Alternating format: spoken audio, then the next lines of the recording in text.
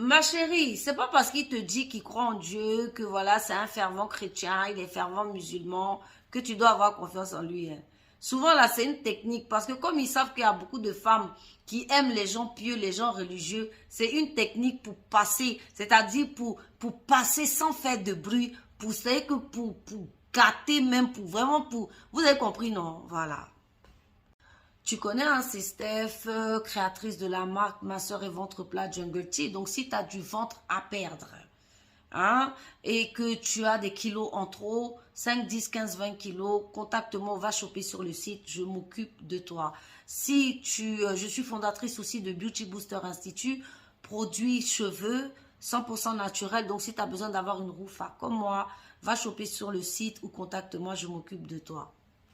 Je ris ici les filles parce que franchement, beaucoup de filles tombent dans ce panneau et je me devais de faire une vidéo à ce sujet. Vous savez, il y a beaucoup d'hommes, hein, qui, sous la bannière de j'aime Dieu, je suis chrétien, je suis musulman, endorment beaucoup l'état d'esprit de certaines filles.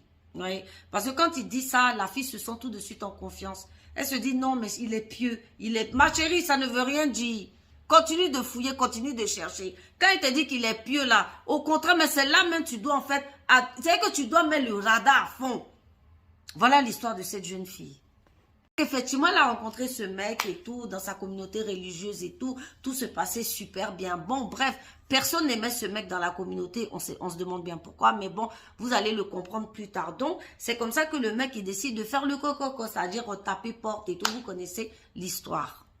C'est un fervent chrétien, c'est-à-dire dans une communauté religieuse, 2 à 3 fois par semaine, souvent même il ramasse les chaises, il est en tout cas il est dans l'équipe même religieuse, vous avez compris, non? C'est-à-dire il est à fond même dans la religion, ce genre de personne. C'est comme ça que, effectivement, elle est troublée et tout, mais elle aime le gars, elle se dit, mais attends, franchement, un mec comme ça, il peut pas être mauvais, forcément, il est bien.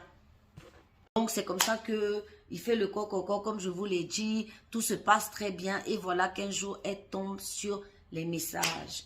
Fouillez. Je vous ai dit quoi? Elle tombe sur les messages. Le mec en relation avec 5 nanas. 5 filles. La chance, le coco, c'est rien. C'est même pas la dot. Un coco, c'est juste une présentation pour dire, bon, voilà ma copine, voilà mon copain. Oui.